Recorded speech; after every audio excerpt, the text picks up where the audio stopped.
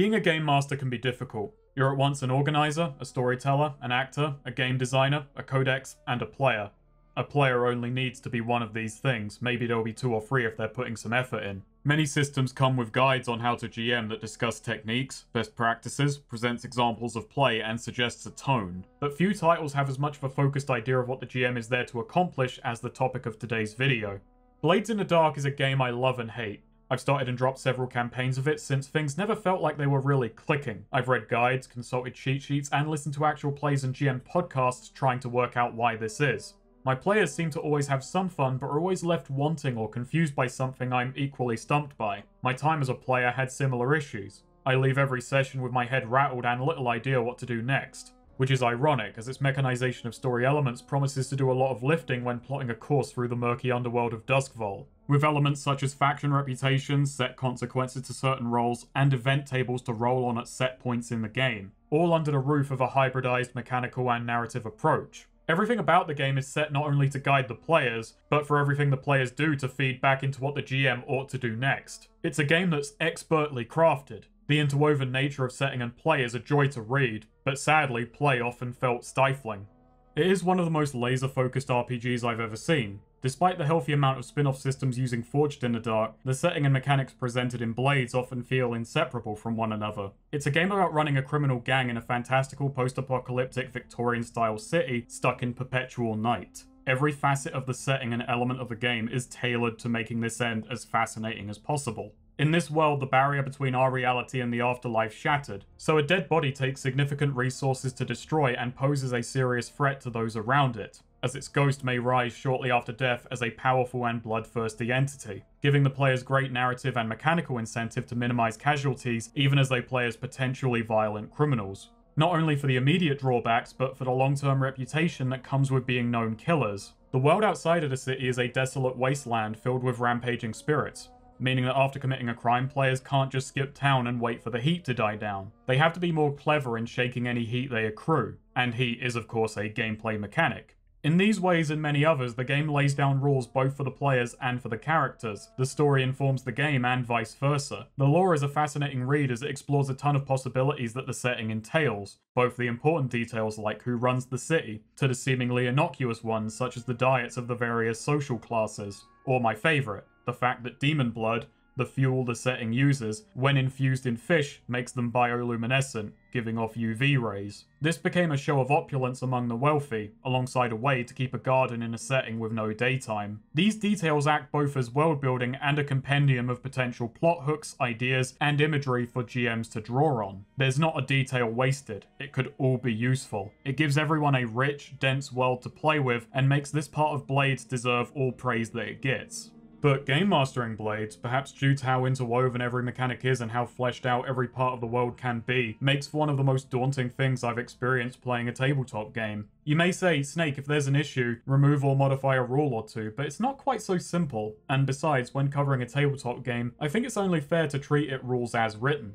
You see, Blades is actually 4 distinct games that share some rules and feed into one another, but each have unique focuses and contextual mechanics. Some things you can do during one game you cannot do in another. During free play you can do basically anything you like but gain nothing from doing so. During the engagement role you're only engaging with what I'm calling soft mechanics. You're choosing narrative keywords for the game master to tailor the upcoming content around. Any dice rolls the players make here are in service of the next section of play, the score, where for some time you start playing a fairly traditional tabletop RPG. It's an odd balancing act, as the rewards the score grants are set in stone and spent in the more board gamey segments of play, but the actual act of carrying out a score is where the most role-playing happens. It's a tabletop RPG feeding a board game and back again with very hard delineations. This exists in all role-playing games. We can consider the hard classical mechanics like the skeleton giving a body structure, but generally the edges between intangible roleplay and tangible hard rules are somewhat blurred.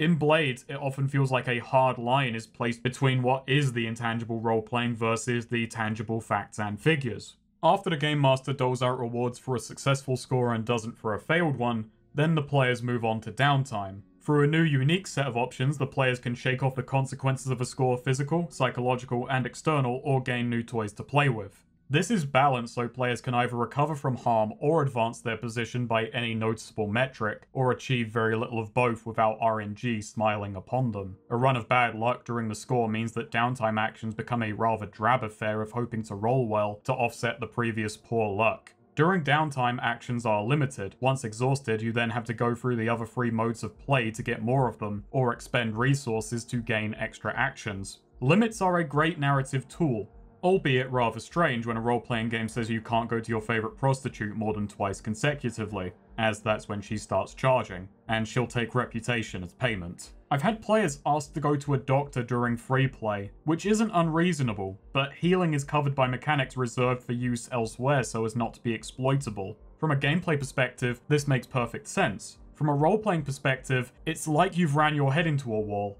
The irony of a setting-first rule set that covers every angle is that while some may find this to be a lubricant where things flow naturally from one scene to the next, we found it like playing with an abacus we had to constantly fiddle with, where everything we did needed second guessing in case it rubbed against another rule elsewhere in the setting, where each district had unique NPCs in positions of power with set relations. It led to more rulebook checking for odd eventualities than more complex yet freeform systems, where spitballing is often far less consequential because while everything is more crunchy, it's also self-contained. I've had people who are fairly experienced and comfortable roleplayers feel at odds with Blades for long periods, since they get throttled by the frequent shifts in perspective and game mode, never entirely sure if it's a good time to slow down and zoom in on a conversation or an action. The game's emphasis on a snappy momentum where roles exist to always push the action forward is commendable, and it's useful for moving a slow-paced group forwards. You know that the moment the dice come into play that the situation will change, but a slow-paced group may not be a problem for some, and this form of skill check may have the opposite effect of making them more prone to inaction, for fear of getting pushed out of a scene before they feel they've explored all that they wish to do so away from the dice.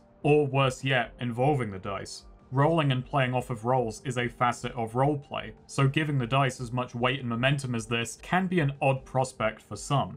The game pushes for a filmic or TV-like pacing where boring details like planning or setup are minimized, and specifics are made up via flashbacks, a mechanized form of active planning where in exchange for psychological damage, a player/character can say they've planned ahead and add a beneficial detail to the scene. There is also the Devil's Bargain, where either the Game Master or the players themselves can add a complication to a situation to boost a role's odds of success. The caveat being this Devil's Bargain comes true regardless of whether the following role succeeds or not. These two mechanics are a fantastic way to give the players agency. It also ties with Blade's philosophy that players should want to see their characters succeed despite great difficulty, so it gives incentive for stacking the odds against themselves in a creative manner. But I do think it's also revealing of why I and my group have had an odd time with Blades up until now.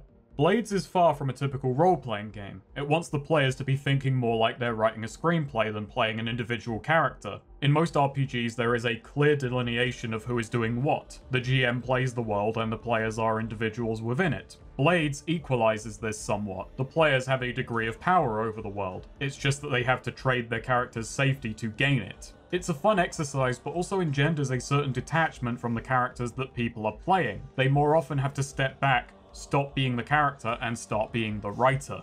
Speaking of detachment, characters are built to die. Damage both physical and psychological is accrued easily. Removing it is slow and can be downright risky. And at a certain point, the dam will break. So the character and their progress will end, but the larger gang will survive and advance. Over a full campaign, the player characters are expected to die or retire, but their fresh recruits will have an easier time due to gained permanent group benefits. There is good and bad in this. The good is that the assuredness that most characters will fall can make someone more willing to take risks that a glimmer of hope may make them think twice about. I'm using detachment in a way that sounds entirely negative, but it really isn't. Detachment can allow a person to see the character they're playing far more clearly than if they've gotten way too into them.